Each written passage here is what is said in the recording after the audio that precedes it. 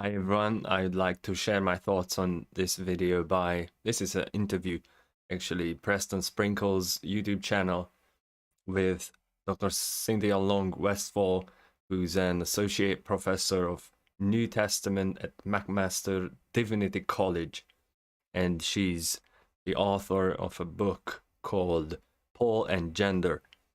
And I've been listening to so many Christian-like people talking about women's role in the church and the different positions women can take in Christianity. And I understand why it's so difficult, because feminism infested the whole movement of Christianity, and I myself am not a Christian.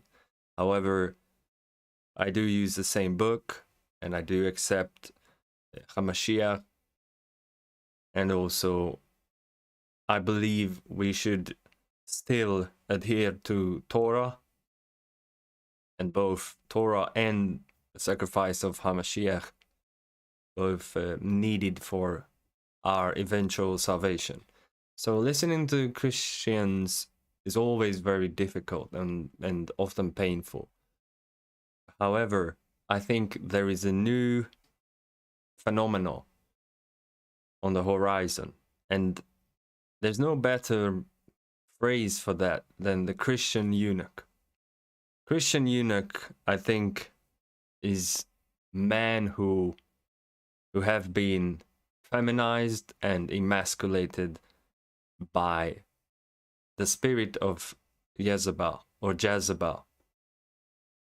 And Jezebel, as in English people might know her, the spirit of Jezebel has little to do with fornication, as most people think.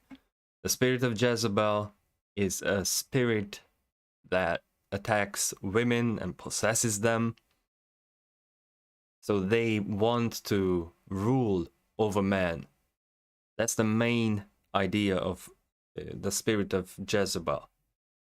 And I think as often as the adversary does, he deceives the world and makes us believe things that are not true.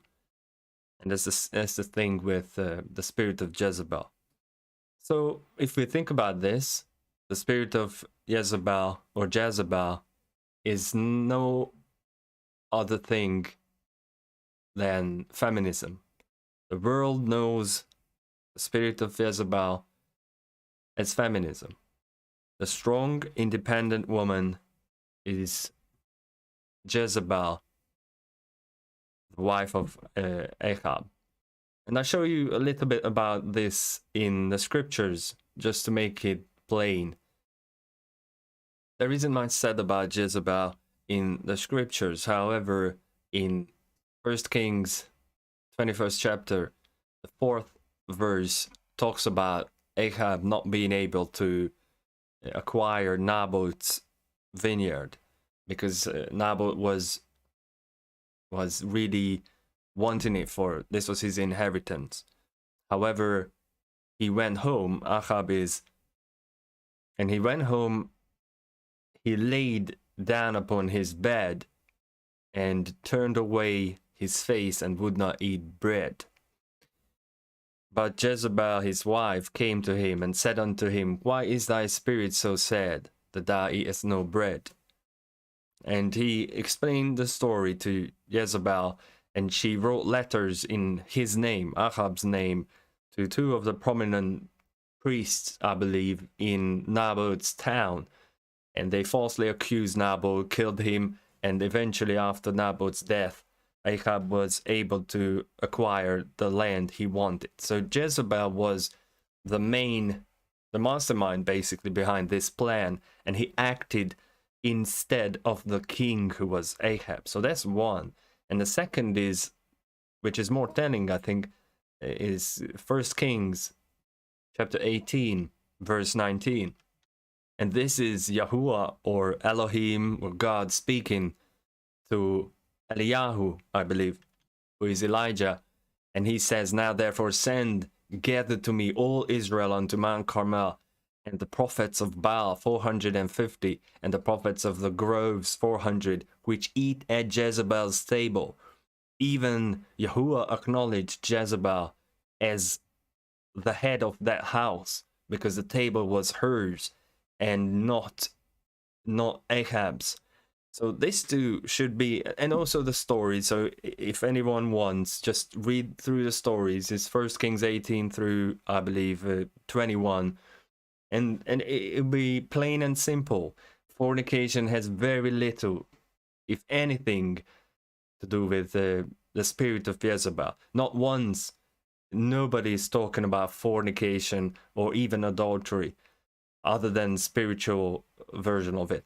So don't be deceived. The spirit of Jezebel is not about fornication or adultery first. This is about domineering, emasculating men, feminizing them, and ruling over them. And the product of that is this Christian man who succumbs to the rulership of the woman.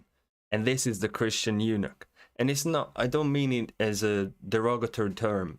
However, I think it's very well illustrates the situation. There is a ruler who's a woman, and all the men just repeating the same propaganda and lies and misunderstandings and misrepresentations and all the deception what they in Revelation. However, Hamashiach Yahushua warns us that the spirit of Jezebel is a formidable opponent of Christians, and she calls herself a prophetess to teach and seduce my servants to commit fornication and to eat things sacrificed unto idols. Yes, fornication and adultery is a problem. However, but this is accepted now in Christianity. So, you know, everybody's under grace and God forgives. So we can do, or they can do pretty much anything most of the time. So fornication is no longer on the table. That is over the debate about fornication. Everybody obviously accepts that that's a sin. Still, yet most denominations or churches just simply turn a blind eye or tolerate that kind of behavior. And this is not judgment, this is just what it is. However, there is a spiritual aspect to fornication, and that fornication is the corruption of the doctrine which we have received over the thousands of years from Yahuah or Elohim through his prophets and messengers, and now eventually through his son. And no matter how peaceful people imagine Hamashiach Yahushua, or Jesus as they call, the words he's saying here are not at all peaceful. I will cast her into a bed, and them that commit adultery with her into great tribulation, except they repent of their deeds. And I will kill her children with death, and all the churches, which is ecclesia, shall know that I am he which searches the reins and hearts, and I will give unto every one of you according to your works. I would think this is enough about the spirit of Jezebel. Just wanted everybody to understand that Jezebel is not necessarily about fornication. Yes, when Jehu comes and soon after kills her through the people who throw her out of the window. Before that, she puts on makeup and does her hair and all that.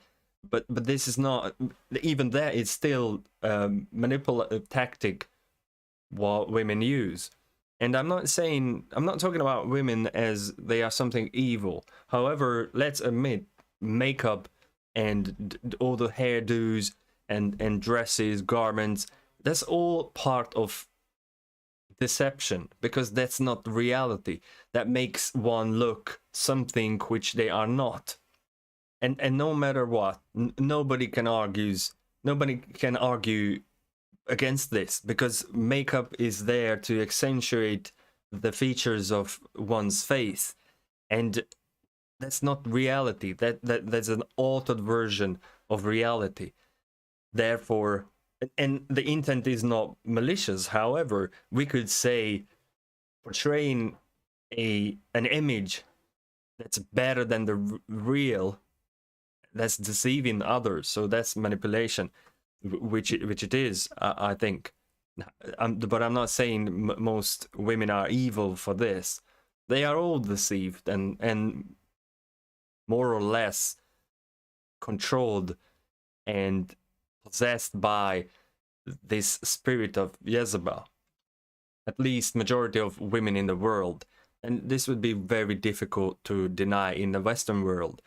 That's just taken over by Jezebel. So much so that even in Christianity now, there's almost no alternative view that some way or another women are equal to men and they can fill the same positions. They can be pastors, elders, overseers. They can teach whoever they want. Yes, there is complementarian and egalitarian. However, it doesn't matter, because at the end of the day, they all talk about each other as partners, and this is not important, and it's not about salvation, and let's just have a discussion and a debate and dialogue and all that. There's nothing to have a dialogue about, because the scriptures are crystal clear. Women cannot at all have authority over man, not from the start, from the get-go. And it's not because they are inferior in terms of value, because it's not what I'm saying. I think both male and female represent Elohim, and they are bearing his image and likeness. And that's also clear from the scriptures. So what I'm saying is not they are inferior as a human being, not. But the leadership was given to man, and Elohim made it crystal clear right from the start. All of this, we're gonna look at scriptures as we go on. I just wanted to give a little bit of background, or somehow an idea how to relate to these materials on this channel, because I felt really compelled to just make a few videos about this, because Jezebel and the Christian eunuch is just, I think, signals the end of Christianity. It's not even the beginning of the end. The beginning of the end has happened decades ago. Now, I think Christianity is nearing its end. Its end because there is almost no distinction between Christianity and the rest of the secular world. Almost there is no distinction. If we walk into a church, we see the same kind of dresses, the same behavior, the same hairstyles, makeup, the same vocabulary, the same ideas, and almost identical to any kind of spiritual gathering outside of Christianity. The only difference is that they claim to follow Jesus, this person who quite literally never existed, and Mashiach Yahushua, whom the so-called New Testament is about. There was a completely different character from the Christian Jesus. So by now, there is no question that Christianity is over, and the rulership of Jezebel and the appearance and the rise of this Christian eunuch character signifies that, I think, plainly and clearly.